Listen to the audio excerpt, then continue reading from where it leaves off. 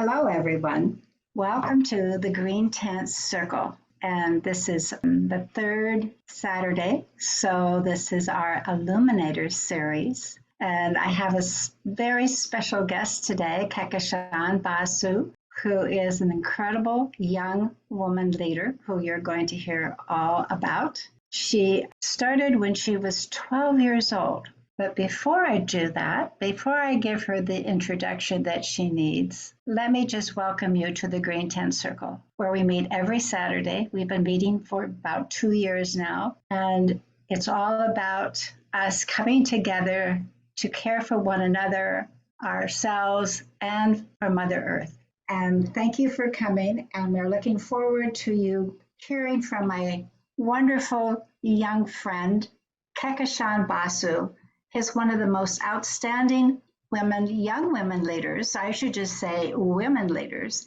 The Green Tent Circle meets every Saturday, and the third Saturday of the month, we have the Illuminator series. And in the Illuminator series, we illuminate women who are leaders in caring for Mother Earth. And our whole purpose is a very loose organization, very organic organization that cares for one another, ourselves, and Mother Earth.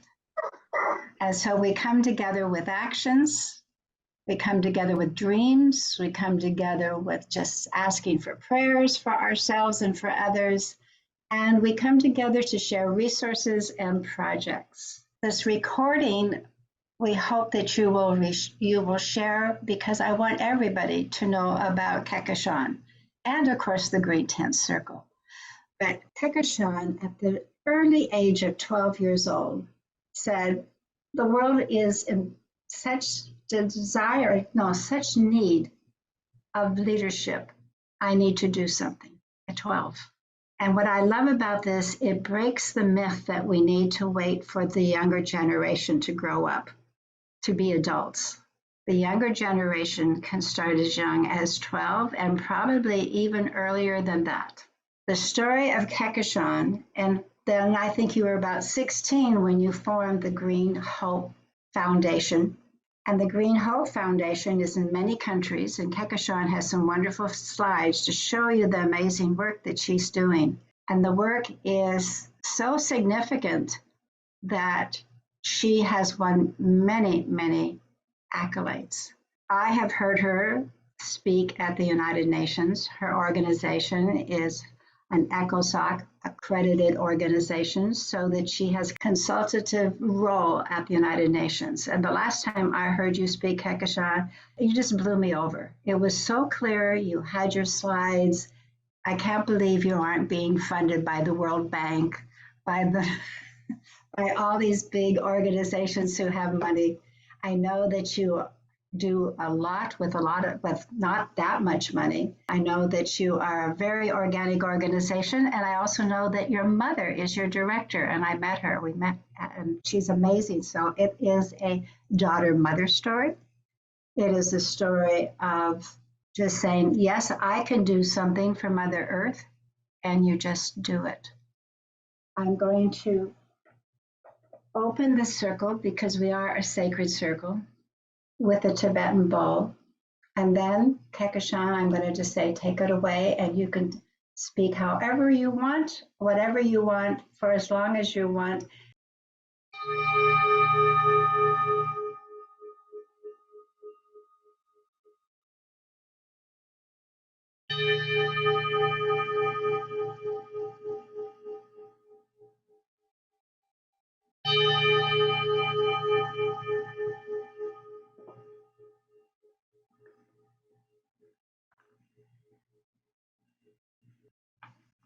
Okay, the circle is ready for you, Kehkashan. Yeah, thank you so much for inviting me to be here today. I am truly delighted to join all of you here and share with you my journey in the field of sustainability and why I am so passionate about creating a more sustainable world, and really share some of the work that I do to create a more sustainable world through ground level actions and how my team and I take that forward all across the world. But today, before I kind of got into that journey and spoke to you about that, as we are here in the space, as we're sitting here in our safe and comfortable spaces, my thoughts today are with 10-year-old Indaya, who is at this very moment walking barefoot under the harsh sun towards a hole, like a water hole, with a very heavy pot that is balanced on her delicate head in her elusive daily search for drinking water. And her daily ritual gets longer and more dangerous with every summer as she works to fend off wild animals and human traffickers so that she can reach home safely with this precious pot of water on her head, which would serve her family of 12 till the next morning. And this was Ndaya's daily routine, along with 23 more girls of her remote village in rural Liberia, until most recently, when for the first time she started attending school, which is a Green Hope Foundation project established in partnership with local stakeholders that is leveraging clean energy innovation to bring about education to these marginalized girls in these far-flung communities. And Ndaya is one of the fortunate few who now has the opportunity to go back to school. But there are hundreds of thousands, probably millions of young children just like her whose futures are at stake due to the worsening impacts of climate change and biodiversity loss. This is 9-year-old Bitake from the island nation of Kiribati. Even in her very young age, Bitake is aware of the fact that her island nation is slowly sinking due to climate change. And this is accelerated by the fact that several of the mangrove belts that originally protected the islands of Kiribati from climate change and these sea storms have now been destroyed due to urbanization, resulting in not only a loss of life and livelihood, but also a loss of biodiversity. And these mangroves that would have been of even more importance now, given that Kiribati, despite being an ocean-dependent nation, is facing some of the worst drought that it has ever faced as a result of climate change, causing an increase in food insecurity. So Bitake is one of our young members who are now enthusiastically taking part in our mangrove restoration projects, planting thousands of mangroves to reforest their islands so that they can have a future. And also one of our members who has been part of building solar water farms and solar distillation systems within Kiribati to ensure that they're able to harness rainwater and groundwater to combat water insecurity that's being caused by an influx of brackish water due to rising sea levels caused by climate change. And these solar water farms we're working to upskill them across Kiribati. And we do all of this because we are in the age of the Anthropocene, where quite literally every breath that we take impacts our planet and our future. And from a more social perspective, we see every single day how the Anthropocene is an age of ecological violence and injustice that occurs on a scale that is really, really hard to imagine. And most often it's directed at the world's poorest people. So all of this has an impact in terms of not just natural suffering, but also human suffering. We see lack of place, confusion of identity, psychic numbing, loss of agency, grief. That's only a few of the impacts, and not to mention the consequences suffered by the non-human world of plants, animals, and all other living beings. And we see how this impact is felt unequally by young people, by women and girls, and in general by people in what the global north has termed the global south. And at the root of all of this injustice is human apathy. And it is this lacuna that we as global citizens must address, because it's really my belief that we are probably the last people who have the opportunity to question the status quo and change this. And this has been my mission since I was 7 years old. So I was born in the year of the new millennium, 2000, the same year the global fraternity embraced the Earth Charter and world leaders came together to adopt the Millennium Development Goals at the United Nations. And coincidentally, in the same month of June, when the Earth Charter was adopted, I was born on 5th June, World Environment Day. And I feel that it was probably preordained that my life's journey would be as, becoming an eco warrior, someone who would help the people and planet. So for me as a young person whose life's mission is to empower those who are the farthest first, I am really frequently confronted with these cathartic moments of realization wherein I recognize an issue and then feel compelled to do something to solve it. So the first of many such moments occurred more than a decade ago when, as a 7-year-old, I saw on TV the image of a dead bird with its belly full of plastic. I can still remember how I squirmed with shock trying to fathom the bird's agony as it must have felt as it choked to death on plastic. And this moment spurred me to take action. It made me realize the copious amounts of plastic that was part of our everyday lives and realize that there was something inherently wrong with this world for allowing such an innocent creature to suffer through so much pain. And what I noticed was that a lot of us were very, very myopic in terms of even noticing its impact.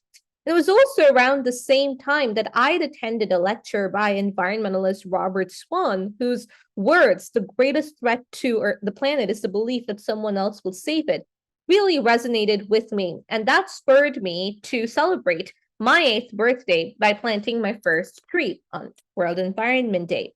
And thereafter, I embarked on my second act of conservation by launching a no plastic campaign involving my community that set me on my crusade for social, economic, and environmental justice.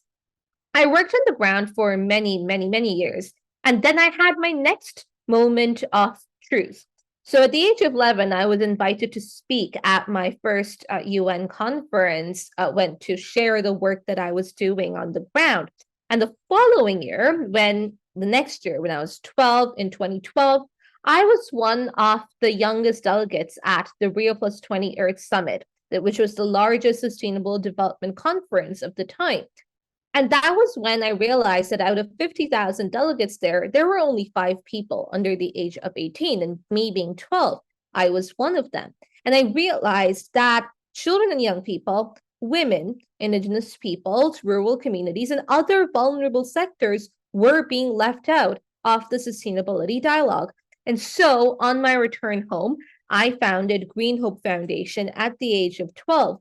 And every single day since then, for the past 11 years, I've been working to reduce inequalities based on the principles of sustainable development. Back then, the intersection of climate change and biodiversity loss with war and strife and amplifying inequities, that was not really the focus as it is now. No one back at Rio Plus 20 talked about the triple planetary crisis, a phrase that's on everyone's lips now, or even talked about how these were impacting the most vulnerable communities. But that is exactly the warning that non-state actors like us were highlighting every single day, trying to convince people that this was what was happening at the ground level. And we see how this apathy is really the greatest disease that afflicts humanity, because we see that how it incapacitates us really to the extent that we do not realize the harm that we are even doing to ourselves. So a decade ago, from a Western viewpoint, you'd see these impacts of environmental and social injustices as something that you just saw on TV happening in a really far away country in Asia or Africa, and you'd be momentarily disturbed watching floodwaters sweeping away homes in remote rural Pakistan before flipping channels to watch something else. But now we see the global north really understanding what these challenges been? Because we see how floods are sweeping across Europe. We see how the wildfires are decimating communities across North America. So we suddenly realize that these problems are at our doorstep. And because the threat is closer to home, we see how the discourse is also changing at the global level.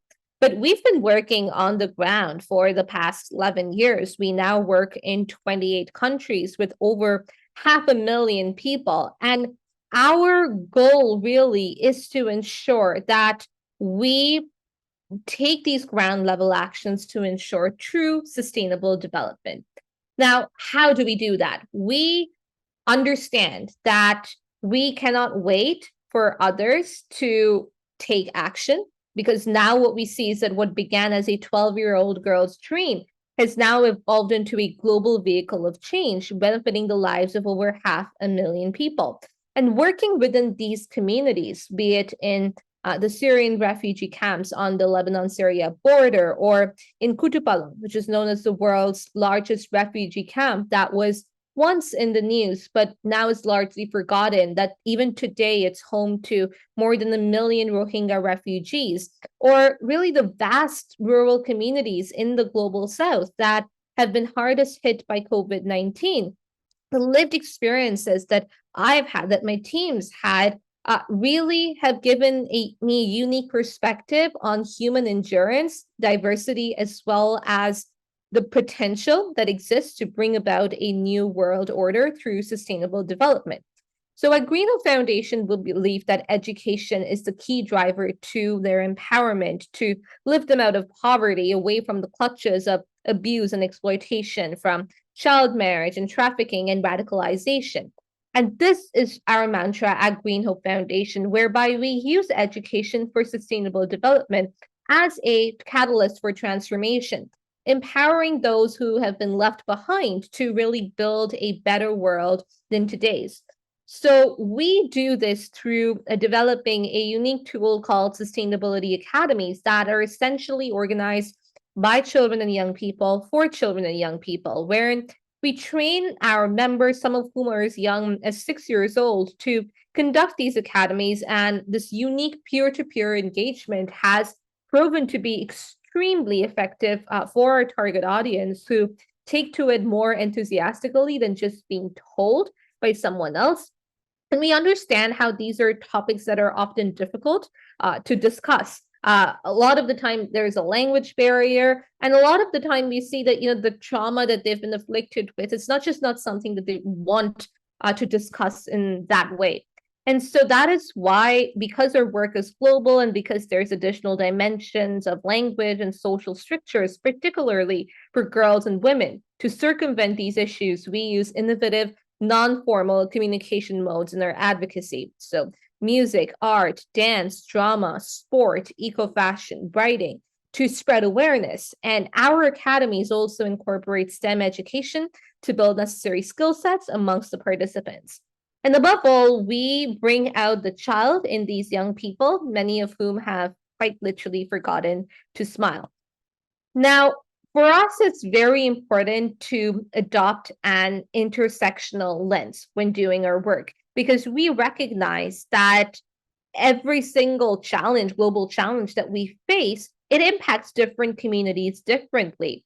And it impacts different people within these communities differently. So while hunger, disease, gender bias, poverty, for instance, these are global issues, the root causes and the context in which they operate, they are unique to every region and community. So that is why the solutions that we implement are localized, and that is another defining feature of our work. So for example, while both rural Bangladesh and Liberia suffer from poverty, the causes are very different. In the former, it's caused by a combination of poor infrastructure, climate disasters, lack of education, while in the latter, it's caused due to consequences of the civil war and a lot of exploitation of young people, particularly due to drug cartels. So possessing the grassroots knowledge and the experience of engaging different communities across all nations, not just those in vulnerable communities, and taking into account the local culture while respecting their diversity has been really key to our impact, wherein we address the impacts of these global issues at a local level. So we do environmental conservation, we do social equity, we do economic stability, and using an intersectional lens, we bring all of this together to use these ground level actions to create sustainable development. So through our work that we use technology and science to really bring this about. So for instance, clean energy innovation is at the core of many of our solutions in these regions wherein there's a complete absence of infrastructure. Deep inside rural Bangladesh, we now operate our first school in a group of villages, the Green Hope Foundation Academy of Hope for Women and Girls, that is solar powered and provides climate resilience education to girls in the mornings and functions as a sewing school for women in the evenings. As part of our school, we have the solar powered sewing school, wherein we teach these women to become entrepreneurs and ensure that they're able to have a sustainable source of income. We take this education for sustainable development to communities that have traditionally been ostracized by the rest of the region. So, for instance, we work on educating children of prisoners in Nepal and in Kenya. There is a really horrible stigma that exists surrounding these children, particularly just because their parents are in prison. So we work with them to make sure that they do not become a lost generation. In Nepal as well, we also work on educating HIV positive children. Again, the stigma that does exist around them prevents them from being a part of society and getting education. And so we work to bridge that tremendous gap that it does exist there. We also work with children who are in the prison system. So, for instance, in the Bahamas, we use education for sustainable development, particularly through art, to educate children in juvenile detention, again, so that they do not become part of this lost generation. And because education is their basic human right, even if they're in juvenile detention, and making sure that they have the rehabilitation to go out into society and become role models and global citizens. Now, during the pandemic, we realized, of course, that the education systems completely collapsed. And in the communities that we work in, it was even worse. We saw how girls, especially, had just been forced to drop out of school. And even after the impacts of the pandemic kind of subsided, it's still there, but kind of subsided, the girls still they didn't go back to school. So our solar powered mobile libraries, this was a very unique project that we implemented, is now taking books to the doorstep of thousands of homes across Asia and Africa. So these pictures right here are in India and Bangladesh. And we've seen how this has actually helped create a 60% increase in the number of children, especially girls, who go back to school. We also distribute routers to the communities so that they're able to access internet connection and then connect with us online through to our academies. We've distributed solar lamps to several communities in the Sundarbans, in Nepal, in India, to make sure that the communities there have a source of light at night to have dinner, to study, and just to have the basic access to electricity. In rural Liberia, the community that we work with is still recovering from the impacts of civil war. And as I mentioned earlier, the problem of drug cartels there still exists, and a lot of youth run the risk of falling into this vicious circle of drugs and crime. And so through our solar-powered computer lab there, we provide them with the skill sets to become responsible citizens so that they have these IT skills to contribute well to their economy and uplift their entire communities. And similarly, in rural Western India, our solar-powered computer lab provides STEM education to the girls of the communities there, girls who had traditionally been marginalized severely because, again, gender inequity that does exist there, never having access to technology. And through this solar-powered computer lab and the STEM education that we provide, they have the skill sets to become people who are able to contribute well to a circular economy. Now, as part of our Women's Health Initiative, we work all across the world with women in vulnerable communities. We distribute solar cookers to women in rural Western India to improve their health, making sure that they are using these solar-powered cookers to, instead of the burning the wood that they previously used to use, that affected their respiratory health and also caused greenhouse gas emissions. And also, most of these women are migrant workers. So what happened was that they used to often go out really early in the morning and cook food for their children, but then the food would get really cold and the children wouldn't eat them, and then it will cause malnutrition. And so with these solar power cookers that we've trained them to use, they can actually leave the food in the solar powered cookers so the children can actually have hot food, like hot lunches. And this is actually decreased levels of malnutrition, along with, of course, positively benefiting the women's health. In rural Bangladesh, we work on sexual and reproductive health and rights and menstrual hygiene. So through our sewing school, our members actually use the solar-powered sewing school to make sanitary napkins and educate the women and girls on why it's so important that we talk about their health, we focus on their health, and really removing the taboos that exist around sexual and reproductive health and rights, particularly relating to women and menstrual hygiene. Sticking with another community in Bangladesh, we saw how arsenic filled water was one of their biggest issues, and this was kind of causing generational trauma because it would affect one generation of people, and then they'd continue to consume that water, and then it would affect the next generation, and it had a particular impact on pregnant women and girls. So we've installed deep bore tube wells there to provide access to clean drinking water. Combine that with rainwater harvesting to make sure that we can make good use of the increased monsoon seasons, particularly due to climate change. And in Kenya, as I'd mentioned at the beginning of my presentation, a lot of like the communities that we work with across both on like Liberia, for example, but also in Kenya, we work a lot with communities where girls are forced to walk really long distances to fetch water. And a lot of the time they have no place to store that water. And so we've distributed reusable water storage containers to communities, rural communities in Kenya to bridge that gap that does exist, enabling them to store water. In rural Bangladesh, we've also built toilets. A lot of the time, the women and girls had to go out at night to relieve themselves in the dark, and that exposed them to snake bites, to increased instances of trafficking and exploitation. And so these really provide them with safe spaces to have the basic human right of access to a toilet. During the pandemic, we built sanitation stations as well across the world to promote good hygiene practices. And sticking with clean energy, one of the biggest challenges that we saw to women and girls was that a lot of them didn't feel safe going out of their homes in the evenings or even really early morning at dawn to go to school. This was particularly for the girls because there were no lights. There were no street lights. And of course, in the dark, it increases instances of abuse and exploitation and trafficking. And so we built solar-powered streetlights in Liberia and Bangladesh, and now we're expanding it to other parts of the world as well to make sure that these women and girls have the freedom to come out of their homes in the evenings.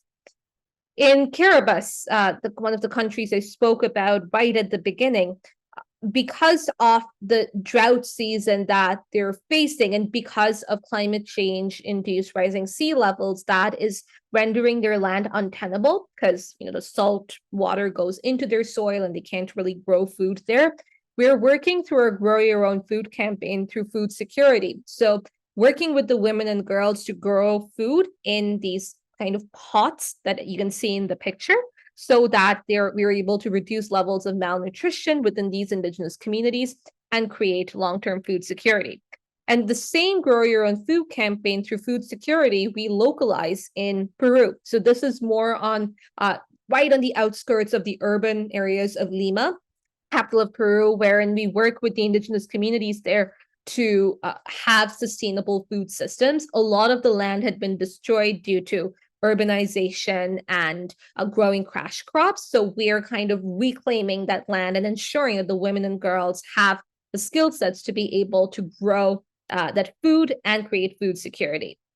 Across Bangladesh, we work a lot on sustainable agriculture and fishing to create healthy nutrition systems. So we use fun ways of really promoting women's health through nutrition. So we have cooking competitions that we work with the rural women there to really use these items that to really prevent food wastage and ensure that they're able to understand what healthy cooking looks like and really focus on their health instead of just thinking about the health of the men in their village, for instance. Now, for first in these countries, we've implemented a novel solution that drives climate smart agriculture. It's an innovation called agrivoltaics. So through the dual use of land for both agriculture and energy, we see the solution trapping moisture released by crops, reducing both water use and plant drought stress. And we train the women in these agricultural driven communities that we work with to use composting and organic farming through agrivoltaics, so it makes their supply chain more efficient. So our project's direct beneficiaries are rural women farmers in marginalized communities where poverty and food insecurity had disproportionate impact on the women and girls, resulting in exploitation and abuse. So our solution really addresses the root of that problem, food insecurity. So in turn, that creates socioeconomic security and for not just the women farmers, but also their families. Now, in Sundarbans, which is the world's largest mangrove forest, we work specifically with tiger widows, women whose husbands have been lost to tiger attacks.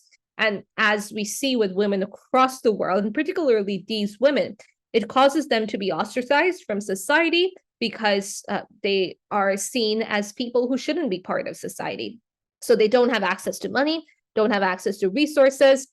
They really don't have really the skill sets even to kind of rebuild better because they didn't have access to education. So we are empowering the tiger widows through fish farming, turning them into fish farming entrepreneurs. And we do this by ensuring that they have the training to be able to understand how best they can use fish farming to become entrepreneurs, and we are repopulating their local ponds with local fish species indigenous to the land that had previously been depleted. And now they're using fish farming as a way to earn a stable source of livelihood, feed their families, send their children to school. So it's really creating this kind of positive cycle of change. So what we see is that it's really all of our collective responsibility, and we see how every single action that we take to create a better world, it's really contributing to this collective responsibility that we all have to create a better world for all. So from the more environmental side, the actions that we take are ensuring that we've conducted over 965 cleanups across the world. So whether that's cleaning up the fjords of Norway or the canals in the Netherlands, beaches and parks across the world, whether that's in the UAE or in the USA. In Canada, for example, in Toronto specifically, our city is the only city in the world that has the largest urban ravine system in the world that people don't even know about, like how important it is. Like our city would quite literally collapse if the ravine system collapsed. So we educate children and the local children by partnering with the school boards there to make sure that we're able to protect this really, really unique ecosystem. We work on freshwater turtle conservation in Canada and on sea turtle conservation across the world. So for instance, in Oman, where we're seeing literally the impacts of climate change, where because of rising sea levels and because of warming and cooling waters, how it's impacting these turtles and really changing their entire behavioral cycles. We see that even in Suriname, where on the coast, like the Atlantic coastline, how we work with the turtles there and just how these species are impacted. So in Oman, we work on green turtle and hawksbill turtle conservation. And in Suriname, we work on leatherback turtle conservation.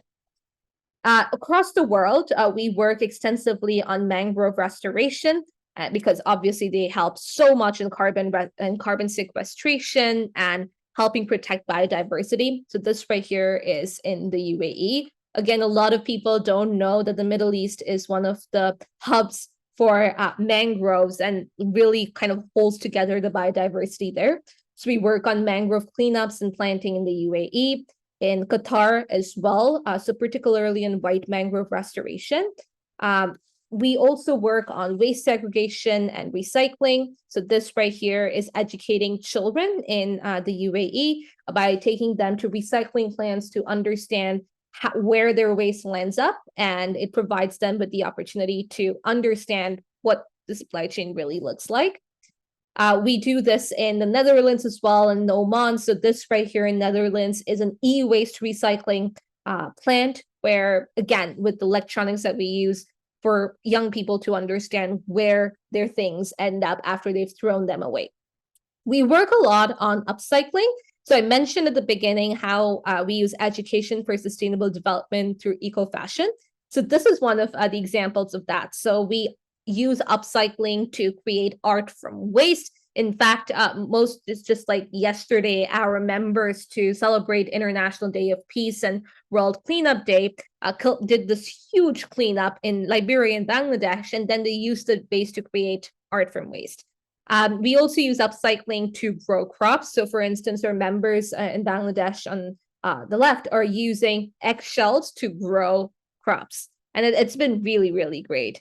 Our Grow Your Own Food campaign, we work with children across the world, from Canada to India to UAE to Oman to really all across the world. So this is how we work with children in Canada at our Green Hope Foundation farm, where they gain the skill sets to be able to really grow their own food.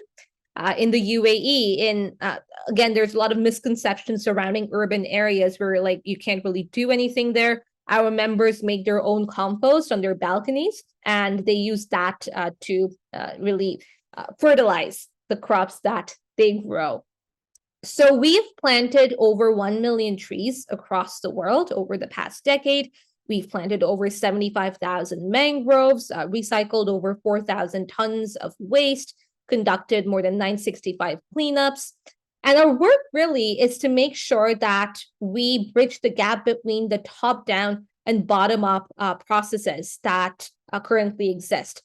So Anne mentioned earlier, we're accredited to the ECOSOC. We're also accredited to UN Environment Assembly, UN Climate Change, UN Desertification, UN Women, and we use these opportunities to be able to make sure that what goes on at the highest levels of decision making actually understand the ground level realities. And in this way, we're able to use this intersectional lens to create a better world for all. And our work is testament to the fact that if invested smartly, a dollar goes a long way in not only bringing about social change, but also in creating new avenues of economic growth.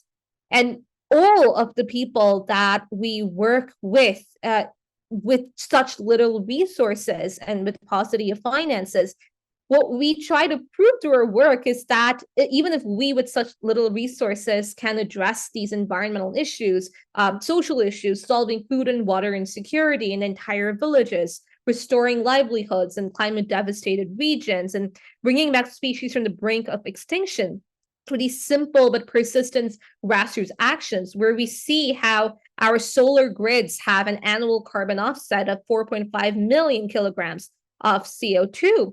We understand that if there's greater financial support and a retooling of our financial systems, just imagine what every single person can do if we really put our mind to it. We see how overconsumption, climate change, biodiversity loss, pollution, war, strife, how it's making our planet increasingly unlivable. But we see these as these windows of opportunity to really bring about change. And it's really not easy. Our members, including myself, face threats on a daily basis because people are resistant to change, because there's so many naysayers when you try to do good work. But at the end of the day, we realize that it's really our fear that's weighed against our passion to bring about change. And at the end of the day, our passion always wins out. So we are seeing how these windows of opportunities that do exist are getting narrower and narrower. And with every passing day, we need really billions more to reverse the damage. But we see hope. Our organization is quite literally called Green Hope Foundation. And we understand that if we come together, if we put our mind to it, if we step out of our comfort zones and act and take that one small action every single minute, second, every single day, we will be able to create a better world for all. And create a life of dignity for all and leave no one behind. So thank you very much. And I would be happy to answer any questions that you might have. Thank you. Phew. Kehkashan, you are such a marvel. I have to go whew, to take it all in. And I haven't seen that before, but I've just seen part of it. Your message is great. Your work is even greater. The work tells the message. So thank you so much. And who would like to ask a question of Kehkashan? She's available while we have her. Marilyn, did you want to ask a question? No, but I was actually wanted to respond to say I'm exhausted.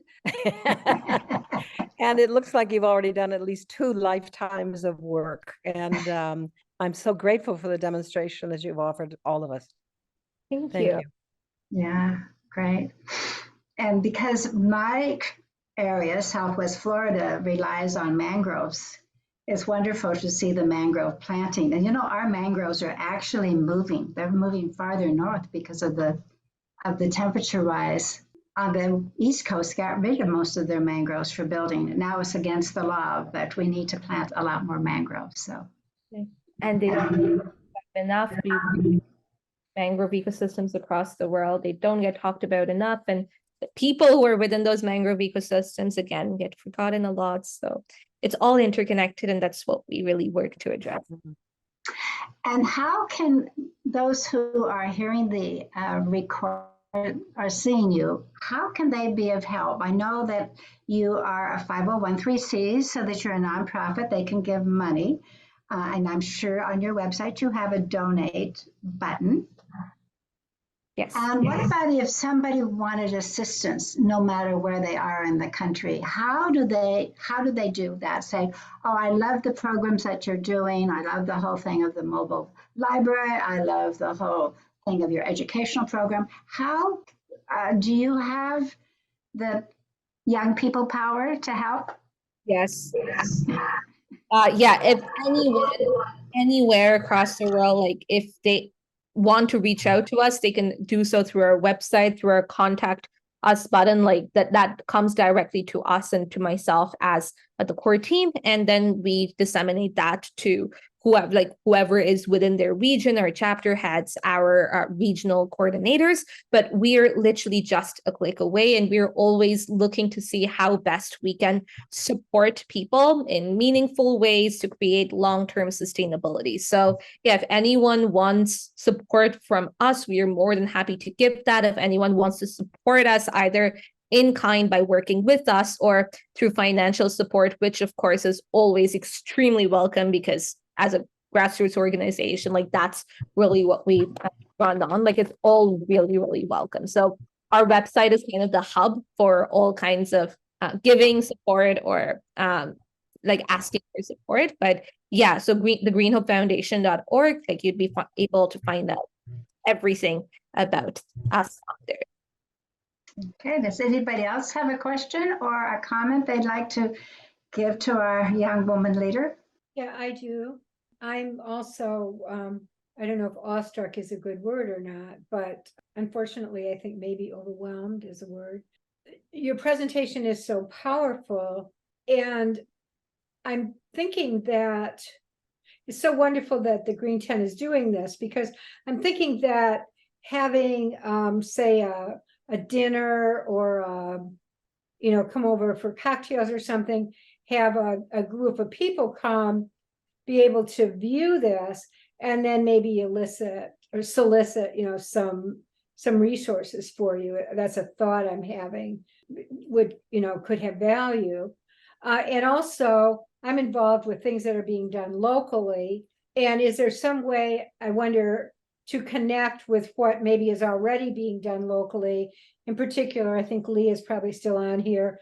What's going on in Ypsilanti, West Willow with pollution in a certain community?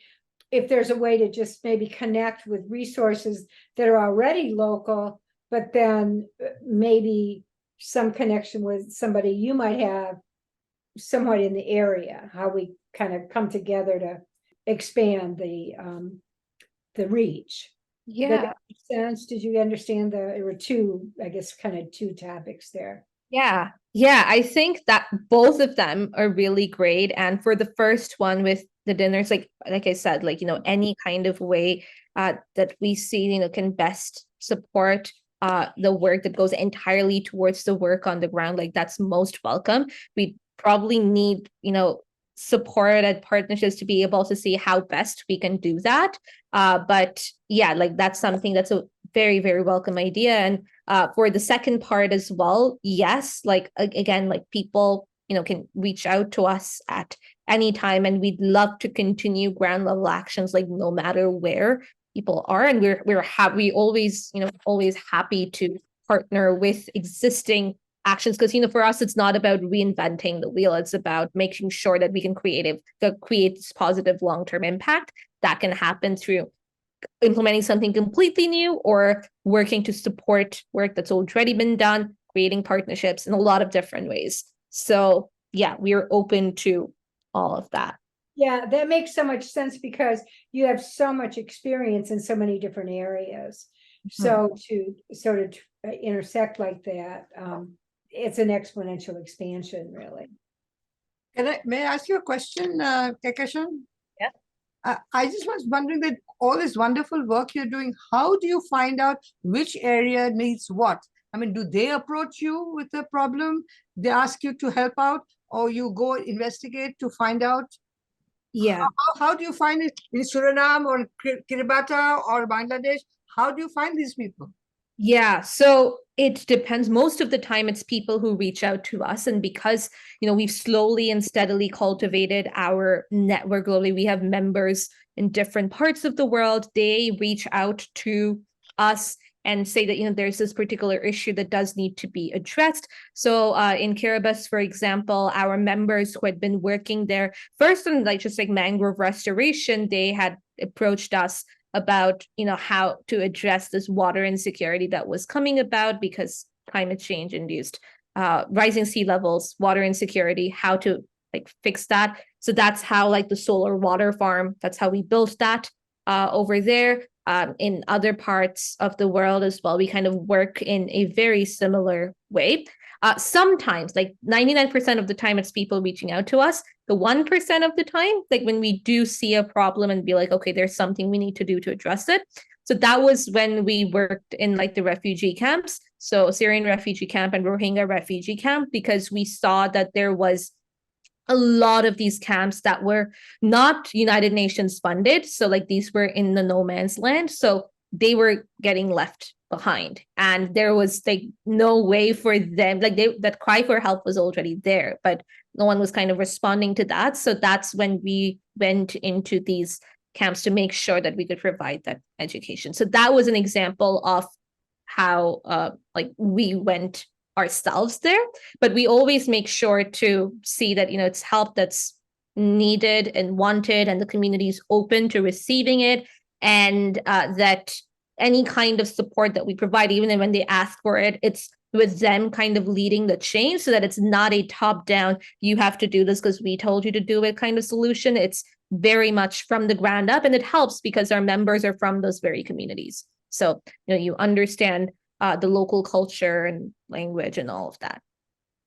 But who finances all this? Good question. Yeah, that's our biggest problem, the logistical issue that we face. So we do have funding from some grants, some people, individuals who come into our lives like angels, help out certain projects, corporate. Sometimes we've partnered with them and they've provided support as a part of their CSR in exchange for our consulting services, which we also do provide. And from my side, all of the speaking honorariums that I get, any of the awards that I win, if that has prize money, even scholarships are received from school, all of that goes towards Green Hope Foundation.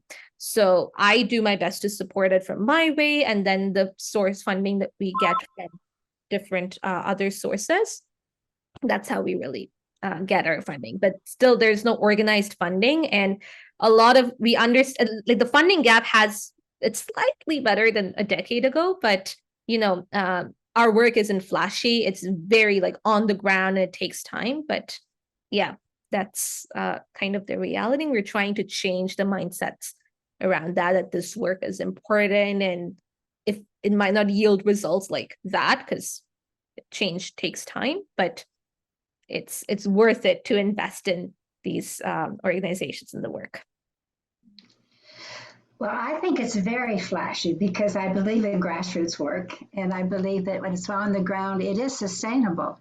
And you've also, I remember Nicholas Kristof and his wife Cheryl Van Doon, when they wrote "Half the Sky, Women Hold Up Half the Sky," really lifted up, which we had been saying for years, who have been working in grassroots development, to give the money to grassroots women, to give the money to grassroots organizations, because they do so much more with so little funding.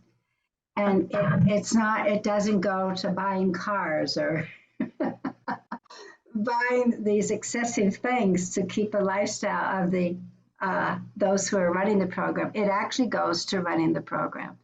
And so however we can, I love the idea that Pat mentioned about showing your slides, showing your presentation, because you must be stretched. I know you're in school. Yeah, and I know that you work hard for the Parliament, so I know that. And all this, that there must be something that we don't have to demand. I mean, we don't have to take any more of your energy, but we can take your program, your organization, and show people and help raise money. That would be so welcome. Yes, Marilyn. Hey, I wanted to piggyback on Pat's idea, actually. And the question I have is, do you have this presentation with your overview on available, just available? We don't put it online for copyright issues, but if someone asks us to present it and speak about our work, we are more than happy to do that.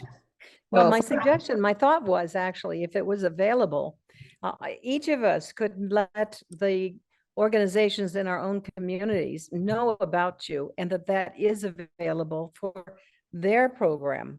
And so that's what I was looking at. I don't think you need any more ideas or any more projects to do, but something that we could offer within our own communities, if that was available. Like, even if you clipped out the part that you did here today, if we could offer that to organizations locally for their people, that would be a fundraising event, I'm sure. Well, this recording will be, as Leah does so beautifully, she puts to a YouTube video, and that you can show, and then that has, and Kehkashan has been good about telling how to give money, and we can continue to how people can help with that. Yes. Okay. And also to add, like, whatever I've spoken about, like, all of that's on our website as well. So like, that's kind of the hub. With the presentation, it's because it's like, copyright issues. That's why we don't just share it out, and that's why we prefer that we go there ourselves and present it. And a lot of like our speeches and my speeches as well, talking about a lot of this work is online, so that's there. Good. I'll look there. We'd be happy to, like, if anyone wants to be able to support or learn more, we'd be happy to present that. And if it's more of an offline kind of thing, our website is kind of the hub. Like, it's all does it. Yeah. Thank you. And a lot more than what I actually spoke about today. So I'm sure, and there'll be more in another year, because look at how much you've already done in a short period of time. Amazing. Okay, any other questions? I just have a funny thing to say, just for a little, it makes me laugh. I don't think Leah is going to have to edit this. This is done so magnificently, Kehkashan, that I think Leah's going to be able to put that up without any editing. And absolutely. Every time I've heard her speak, she never needs editing. You have the gift of articulating so beautifully not only your vision but the work, and then how people can help. So it is a gift, and we are grateful that you have it on behalf of Mother Earth. So thank you so much.